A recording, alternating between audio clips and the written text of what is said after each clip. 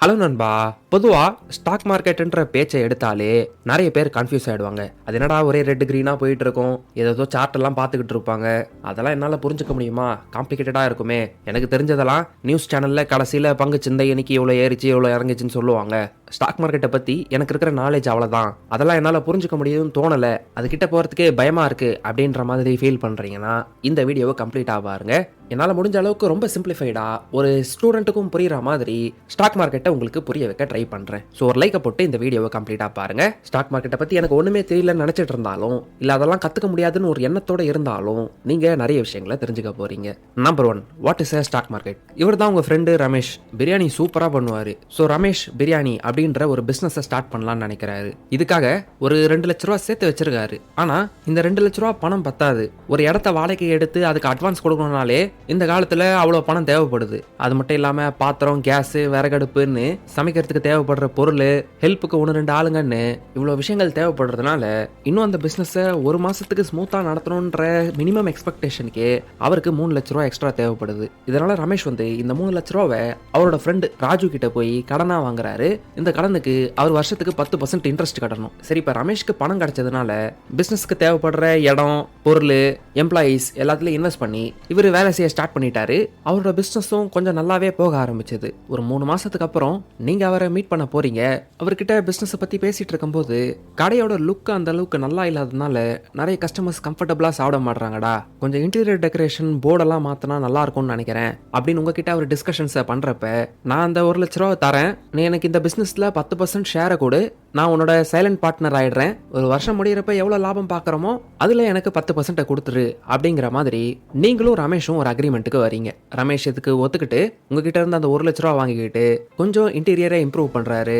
இன்னும் அவரோட பிசினஸ் அவர் எதிர்பார்த்த மாதிரியே டெவலப் ஆகுது. அந்த வருஷத்தோட முடிவில் எல்லா செலவும் போக எவ்வளவுதான் லாபம் வந்ததுன்னு கணக்கு போட்டு பார்க்கறப்ப ஒரு வருஷத்துல டோட்டலா ஒரு 25 லட்ச ரூபா ப்ராஃபிட்டை பார்த்திருக்காரு.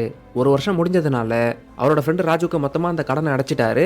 இவருக்கு கடன் கொடுத்ததுனால ராஜுக்கு வருஷத்துக்கு 10%ன்ற கணக்குப்படி அந்த 3 லட்ச ரூபா பிரின்சிபலுக்கு 30,000 ரூபாய் இன்ட்ரெஸ்டா கிடைச்சது. அவரோட கடனை செட்டில் பண்ணதுக்கு அப்புறமா ரமேஷ் கிட்ட இப்ப 21,70,000 ப்ராஃபிட்டா இருக்கு. இப்ப வருஷம் முடிஞ்சதுனால உங்களுக்கும் லாப நஷ்ட கணக்குல ஒரு 10% பங்கு இருக்கிறதுனால இந்த பேலன்ஸ் இருக்க 21,70,000ல 10%, அதாவது 2,17,000 உங்களோட ஷேரோட வேல்யூவா இருக்கும். ஃபினான்ஷியல் மார்க்கெட் டெர்மினாலஜிஸை யூஸ் பண்ணி இதை எக்ஸ்பிளைன் பண்ணணும்னா, ராஜு ஒரு பாண்ட் ஹோல்டர், அதாவது கடன் இன்ஸ்ட்ருமெண்ட்ல அவர் இன்வெஸ்ட் பண்ணியிருக்காரு. என்ன நடந்தாலும் சரி எனக்கு ஃபிக்ஸ்டா இவ்வளோ ரிட்டர்ன் கிடைச்சிரும் அப்படின்னு நமக்கு எவ்வளோ வருமானம் கிடைக்கும்ன்ற மாதிரி அவரால் அவரோட இன்கம்மை ப்ரெடிக்ட் பண்ண முடியும். ஆனால் ரமேஷும் நீங்களும் பார்த்தீங்கன்னா ஸ்டாக் ஹோல்டர்ஸ், அதாவது எக்விட்டி ஹோல்டர்ஸ். ரமேஷ்க்கு மெஜாரிட்டி ஷேர்ஸ் இருக்கிறதுனால ஓனர்ஷிப் அவர்கிட்ட இருக்கு. கடனை வாங்கினாரு, உழைப்ப போட்டாரு, அவரோட திறமையை யூஸ் பண்ணி கடனையும் செட்டில் பண்ணி 21,70,000 லாபம் பார்த்தாரு. அவரோட பிசினஸ் அண்ட் திறமையை நம்பி நீங்க இன்வெஸ்ட் பண்ணதுனால உங்களுக்கும் அந்த லாபத்துல இருந்து ஒரு 10% கெயின் கிடைச்சிருக்கு. இந்த விஷயத்த ராஜு கவனிக்கிறாரு. நம்ம அவங்கிட்ட 3 லட்ச ரூபா கொடுத்தோம், ஆனா நமக்கு 30,000 ரூபா தான் கிடைச்சது. நீங்க வெறும் 1 லட்ச ரூபா தான் கொடுத்தீங்க, ஆனா உங்களுக்கு 2,17,000 கெயின் கிடைச்சிருக்கே அப்படின்னு கொஞ்சம் ஜெலஸா ஃபீல் பண்றாரு. ஆனா நம்ம வெறும் இந்த பாசிட்டிவ் சைடை மட்டும் பார்க்க கூடாது. ஒருவேளை ரமேஷோட பிசினஸ் ஃபெயில் ஆயிருந்தா என்ன நடந்திருக்கும்? அப்படி உண்மையிலேயே ஃபெயில் ஆகியிருந்தாருன்னா ரமேஷ் அவரோட பிஸ்னஸில் இருக்க எல்லா மிச்ச மீதி பொருட்கள் எல்லாத்தையும் செல் பண்ணி ராஜுக்கு அந்த கடன் அடைக்க வேண்டிய இருக்கும். ஏன்னா கடன் கொடுத்தவங்களுக்கு அவங்களுக்கு ப்ராமிஸ் பண்ணப்பட்ட பணத்தை ரிட்டர்ன் பண்ணுறது தான் எல்லா பிஸ்னஸஸோட ஃபர்ஸ்ட் ப்ரையாரிட்டியாக இருக்கும். ஏன்னா அவங்க லோ ரிஸ்க் எடுத்தாங்க, ஃபிக்ஸ்டு ரிட்டர்ன்ஸை எதிர்பார்த்தாங்க. பட் நீங்கள் ஓனர்ஷிப்போட ரிஸ்க் எடுத்து 1 லட்ச ரூபா இன்வெஸ்ட் பண்ணீங்க, அந்த பிஸ்னஸ் ஃபெயில் ஆச்சுன்னா உங்களோட இன்வெஸ்ட்மெண்ட்டும் ஃபெயில் ஆகிடும். ஆனால் அந்த பிஸ்னஸ் சக்ஸஸ்ஃபுல்லாக மாறினா அது ஃபியூச்சரில் சம்பாதிக்கிற எல்லா லாபத்துக்கும் உங்களுக்கு ஒரு பங்கு கிடைக்கும். ஸோ ஒரு ஸ்டாக் ஹோல்டர் இல்ல ஷேர் ஹோல்டரா நீங்க இருந்தீங்கன்னா ஒரு பிசினஸோட பார்ட்னரா நீங்க மாறுறீங்க. அதனால நீங்க எடுக்கக்கூடிய ரிஸ்க்கும் ஜாஸ்தி, அதுல கிடைக்கக்கூடிய பொட்டன்ஷியல் ரிவார்டும் ஜாஸ்தி. கடன் கொடுக்கறவரா இருந்தீங்கன்னா நீங்க எடுக்கக்கூடிய ரிஸ்க்கும் கம்மி, ரிவார்டும் கம்மி. சரி, சில வருஷங்கள் போகுது. ரமேஷ் பிரியாணி ரொம்ப பெரிய பிசினஸ் ஆயிடுச்சு. ஸ்டார்ட் பண்ண ஸ்டேட் ஃபுல்லா இப்ப உங்களோட பிரான்ச்சஸ் இருக்கு.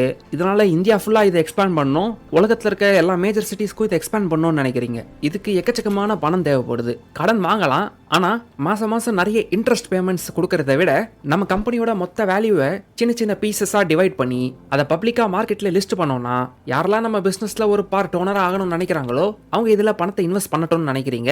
இதுல உங்களுக்கு பர்சனலா தெரிஞ்சவங்களும் இன்வெஸ்ட் பண்றாங்க, தெரியாதவங்களும் இன்வெஸ்ட் பண்றாங்க. வராங்க. நீங்க கம்பெனியை எப்படி நடத்துறீங்க, அடுத்து என்னென்னலாம் பண்ண போறீங்க, உங்க லாப நஷ்ட கணக்கு என்ன, இது எல்லாத்தையும் இன்வெஸ்ட் பண்ணணும்னு நினைக்கிறவங்க தெரிஞ்சுக்க விரும்புறதுனால இந்த விஷயத்தெல்லாம் பப்ளிக்கா அனௌன்ஸ் பண்ணி அப்ரூவல்ஸ் எல்லாத்தையும் வாங்கி ரமேஷ் பிரியாணியை ஸ்டாக் மார்க்கெட்ல லிஸ்ட் பண்ண வரீங்க. இதுதான் ஐபிஓன்னு சொல்லுவாங்க. ஐபிஓட ஃபுல் ஃபார்ம் என்னன்னா இனிஷியல் பப்ளிக் ஆஃபரிங். நிறைய பிசினஸஸ் ஐபிஓ இந்த மாதிரி எக்ஸ்பான்ஷன் காரணத்துக்கு வருவாங்க, இல்ல இருக்கிற கடனை செட்டில் பண்றதுக்கும் கூட ஐபிஓ வருவாங்க. அவங்க எதுக்கு லிஸ்ட் பண்ண வராங்கன்ற டீடைல்ஸை நம்ம டாக்குமெண்டேஷனை படிச்சாதான் புரிஞ்சுக்க முடியும். ஸோ ரமேஷ் பிரியாணியை ஐபிஓக்கு லிஸ்ட் பண்ணும்போது அதுல இன்வெஸ்ட் பண்ணணும்னு நினைக்கிற எக்கச்சக்கமான இன்வெஸ்டர்ஸ் வந்து அந்த ஷேர்ஸை வாங்கிக்கிட்டு பணத்தை அந்த கம்பெனிக்கு கொடுக்குறாங்க. இந்த ஐபிஓல இருந்து கிடைக்கிற பணத்தை ரமேஷ் பிரியாணி அவங்களோட எக்ஸ்பான்ஷன் பிளான்ஸுக்கு யூஸ் பண்ணுவாங்க. இந்த ஸ்டாக் ஹோல்டர்ஸ் அவங்க என்ன பண்ணுவாங்கன்னு கேட்டிங்கன்னா, ஒன்ஸ் இந்த அப்ளிகேஷன் ப்ராசஸ்லாம் முடிஞ்சு ரமேஷ் பிரியாணி ஸ்டாக் மார்க்கெட்டில் லிஸ்ட் ஆகும்போது ஐபிஓக்கு வந்த ப்ரைஸை விட லிஸ்ட் ஆகும்போதே ரொம்ப அதிகமான லாபம் கொடுத்துட்டா, ஃபார் எக்ஸாம்பிள் இவங்க வாங்கின விலையை விட 40% அதிகமாக லிஸ்ட் ஆகுதுன்னா இந்த 40% லாபத்தை தான் லிஸ்டிங் கெயின்னு சொல்லுவாங்க. இந்த லாபம் போதும்பா அப்படின்னு நினைக்கிறவங்க இப்போ ஓப்பன் மார்க்கெட்டில் இது லிஸ்ட் ஆனதுனால இங்கே இந்த விலைக்கு அந்த ஷேரை யார் வாங்கணும்னு நினைக்கிறாங்களோ அவங்களுக்கு அதை செல் பண்ணிடுவாங்க. இல்ல உண்மையிலே இந்த கம்பெனிக்கு நிறைய growth பொட்டன்ஷியல் இருக்கு அப்படிங்கிற எண்ணத்தோட இருக்கிறவங்க அவங்களுக்கு இந்த கம்பெனி பிசினஸ் அண்ட் ஆபரேஷன்ஸ் எல்லாம் சரியா போகிற வரைக்கும் அந்த ஷேர்ஸை ஹோல்டு பண்ணிக்கிட்டே இருப்பாங்க. ரமேஷ் பிரியாணி கரெக்டா ரெவன்யூஸ் ப்ராஃபிட்ஸ் இதெல்லாம் வளர்ந்துகிட்டே போகுது அப்படிங்கிற மாதிரி இன்ஃபர்மேஷன் அவங்களுக்கு கொடுத்துக்கிட்டே இருக்கிற வரைக்கும் அதை வச்சுக்கிட்டு இருப்பாங்க. இல்ல இமிடியேட்டா அவங்களுக்கு இப்ப பணம் தேவையில்லை அப்படிங்கிற நிலைமை வர வரைக்கும் அந்த ஷேர்ஸை ஹோல்டு பண்ணிக்கிட்டு இருப்பாங்க. ஒரு வருஷம் போகுது, ரமேஷ் பிரியாணியும் நல்லா ரெவன்யூஸ் அண்ட் ப்ராஃபிட்ஸ்லாம் ரிப்போர்ட் பண்ணிட்டு இருக்காங்க.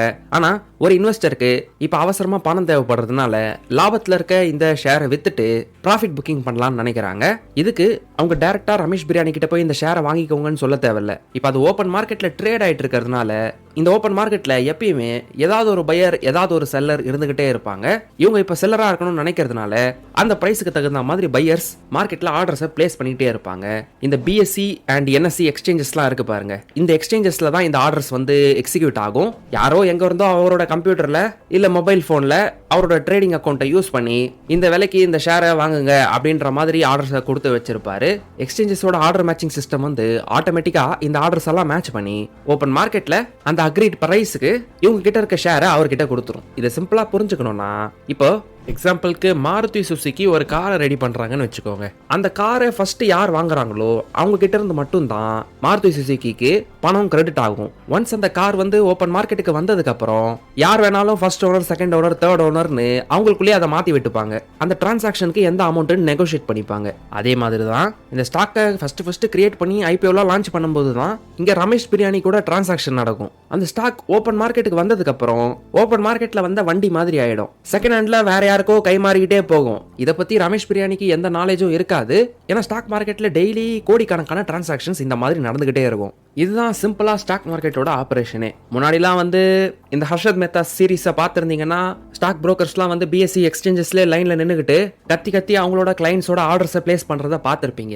இன்னைக்கு இந்த மாதிரிலாம் நடக்காம எல்லாமே டிஜிட்டல் ஃபார்மேட்ல மாறி ஜீரோதா, ஏஞ்சல் ஒன்னு இந்த மாதிரி புரோக்கிங் கம்பெனிஸோட ட்ரேடிங் போர்ட்டல்ஸ் மூலமா நம்ம இந்த ஆர்டர்ஸை பிளேஸ் பண்ணி எக்ஸிக்யூட் பண்ணிட்டு இருக்கோம். சும்மா 2-3 பட்டன்ஸை தட்டி நமக்கு வேண்டிய ஷேர்ஸ்ல டிரான்சாக்ட் பண்ணிக்கிட்டு இருக்கோம். இந்த ரமேஷ் பிரியாணியோட எக்ஸாம்பிள் கொடுத்தது பிசினஸோட பேசிக்ஸ்ல இருந்து ஸ்டார்ட் ஆகி அது ஸ்டாக் மார்க்கெட்ல எப்படி வந்து ரீச் ஆகுதுன்னு நீங்க புரிஞ்சுக்கிறதுக்கு தான். இப்ப இதுவே ரியல் லைஃப் பிசினஸஸோட நீங்க கம்பேர் பண்ணணும்னா ரிலையன்ஸ், டிசிஎஸ், இன்ஃபோசிஸ், ஹெச்டிஎஃப்சி பேங்க், ஐசிஐசிஐ பேங்க், ஜொமேட்டோ, ஸ்விக்கின்னு இந்த மாதிரி ரியல் பிசினஸஸோட ஷேர்ஸ் தான் நம்மளோட இந்தியன் ஸ்டாக் மார்க்கெட்ல ட்ரேட் ஆயிட்டு இருக்கும்.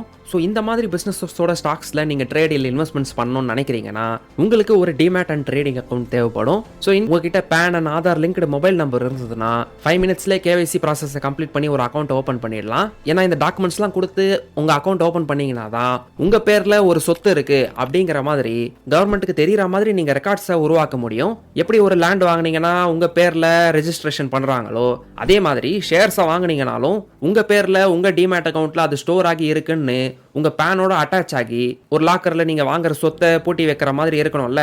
அதுக்கு தான் இந்த கேவைசி ப்ராசஸ்லாம் பண்ணி இந்த டிரான்சாக்ஷன்ஸை அதுக்கப்புறம் தான் உங்களை எக்ஸிக்யூட் பண்ண விடுறாங்க.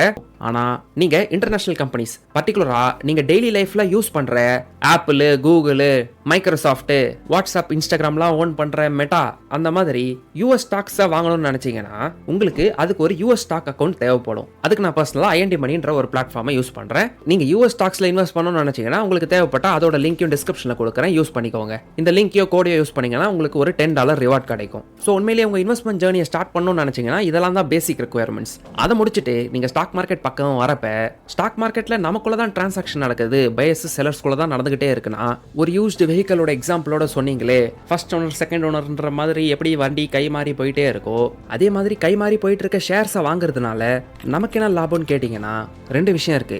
ஒன்னு, ஸ்டாக்ஸ் வந்து ஒரு அப்ரிஷியேட்டிங் அசெட்டா இருக்கிறதுக்கு நிறைய வாய்ப்பு இருக்கு. ஆனா கார், பைக் எல்லாம் பாத்தீங்கன்னா ஒரு டெப்ரிஷியேட்டிங் அசெட்டா இருக்கும். ஃபர்ஸ்ட் ஓனர் அதை வாங்கின உடனே அதோட மதிப்பு குறைய ஆரம்பிச்சிடும். அந்த வண்டியை யூஸ் பண்ணி மற்றவங்க கை மாறி போகிறப்ப அதோட வேல்யூ குறைஞ்சிக்கிட்டே இருக்கும். ஆனால் ஸ்டாக்ஸ் வந்து ஒரு பிஸ்னஸை ரெப்ரசென்ட் பண்ணுறதுனால அந்த பிஸ்னஸ் நல்லா பண்ணுச்சுன்னா தொடர்ந்து வளர்ந்துக்கிட்டு எக்கச்சக்கமான லாபத்தை சம்பாதிச்சு கொடுத்துக்கிட்டே இருந்ததுன்னா மார்க்கெட்டில் அதோட டிமாண்ட் அதிகமாகும். எனக்கு அந்த ஸ்டாக் வேணும், எனக்கு அந்த ஸ்டாக் வேணும்னு எல்லாரும் ஆசைப்படுவாங்க.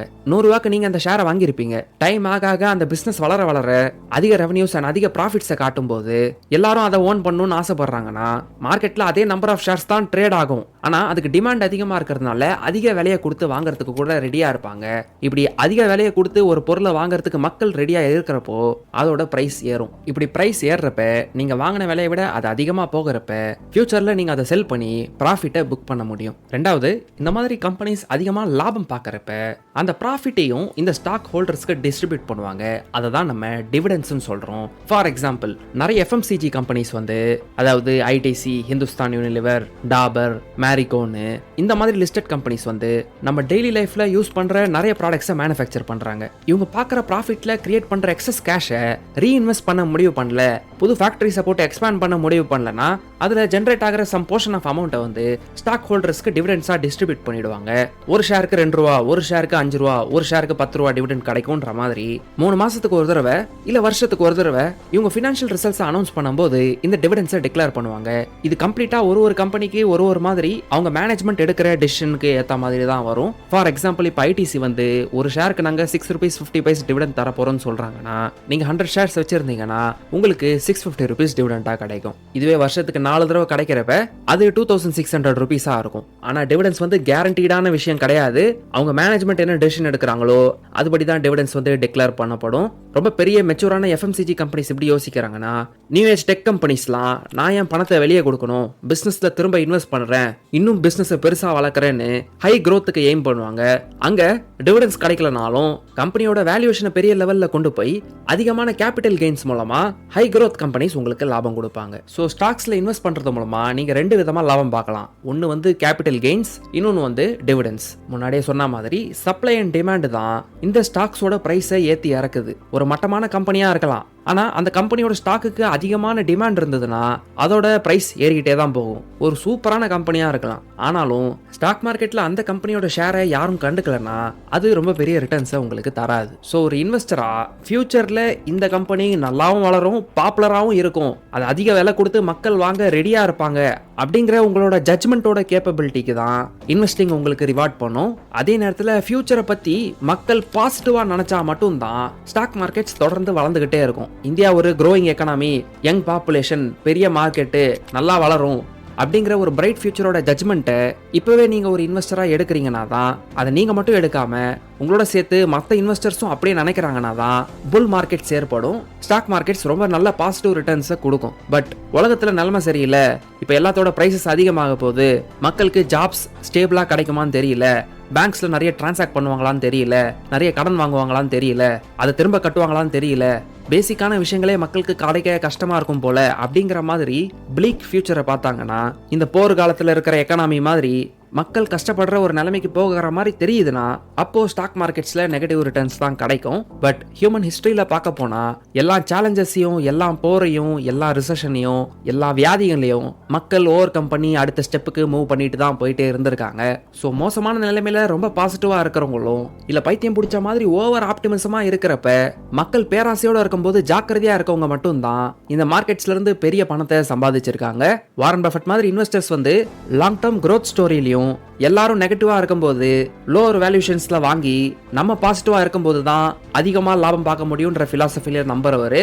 சில ட்ரேடர்ஸ் வந்து எல்லாரும் ரொம்ப பாசிட்டிவா இருக்கும்போது, பேராசையோட இருக்கும்போது, நம்ம இப்ப எல்லாரும் பிரச்சனையை ஐடென்டிஃபை பண்றதுக்கு முன்னாடி அந்த ஜட்ஜ்மெண்ட்டை சரியா பண்ணோம்னா, அதாவது யூஃபோரியா லெவல்ல மார்க்கெட்டை ஷார்ட் பண்ணோம்னா, அந்த மார்க்கெட் கிராஷ்ல நம்ம லாபம் சம்பாதிக்க முடியும்னு மைக்கேல் பெரி மாதிரி சில பேர் பெரிய லாபம் பார்த்திருக்காங்க. சரி, என்கிட்ட வாரன் பஃபெட், மைக்கேல் பெரி அளவுக்குலாம் பணம் இல்ல, ஒரு காமன் இன்வெஸ்டரா நான் என்ன பண்றதுன்னு கேட்டீங்கன்னா, மார்க்கெட் அப்வர்ட் ஃபேஸ்ல போயிட்டு இருந்தாலும், டவுன்வர்ட் ஃபேஸ்ல போயிட்டு இருந்தாலும், சைட்வேஸ் ஃபேஸ்ல போயிட்டு இருந்தாலும், எக்கனாமி வளரும், பிசினஸஸ் வளரும், ஃபியூச்சர்ல எல்லாம் பாசிட்டிவா நடக்கும்ன்ற ஒரு அவுட்லுக்கோட அவங்களோட சம்பாதியத்துக்கு தகுந்த மாதிரி ஒரு போர்ஷன் ஆஃப் த பணத்தை எப்படி வீடு கட்ட சேர்க்கிறேன், நகை வாங்க சேர்க்கிறேன்ற மாதிரி இன்வெஸ்ட் பண்றாங்களோ, அதே மாதிரி இந்தியாலையும் உலக லெவல்லையும் மிகப்பெரிய கம்பெனிஸ் லிஸ்டா இருக்க இந்த ஸ்டாக் மார்க்கெட்ல அது குரோ ஆனாலும் சைட்வேஸ்ல போயிட்டு இருந்தாலும் ஒரு நார்மலான அமௌண்ட்டை இன்வெஸ்ட் பண்ணிக்கிட்டு, பிரச்சனை வரும்போது எல்லாரும் பயப்படும் போது, மார்க்கெட் கீழே விழும்போது கொஞ்சம் அதிகமான அமௌண்ட்டை இன்வெஸ்ட் பண்றவங்க தான் ஒரு ஆவரேஜான ரீட்டைல் இன்வெஸ்டரா இருந்தாலும் அவங்களோட வெல்த்ல பல மடங்கு growth-ஐ பார்த்திருக்காங்க.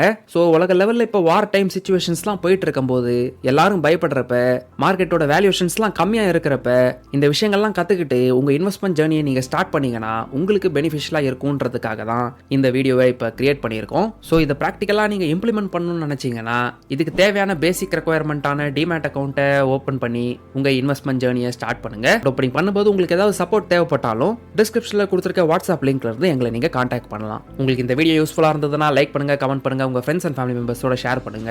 சேனல்ல இருக்க அதர் ஃபினான்ஸ் ரிலேட்டட் வீடியோஸ் இங்க கிளிக் பண்ணி பாருங்க. சேனலுக்கு இன்னும் சப்ஸ்கிரைப் பண்ணலாம், சப்ஸ்கிரைப் பண்ணிட்டு எங்களை வாட்ஸ்அப், இன்ஸ்டாகிராம் அண்ட் டெலிகிராம்லையும் ஃபாலோ பண்ணுங்க. கடைசியா தேங்க்யூ ஃபார் வாட்சிங்.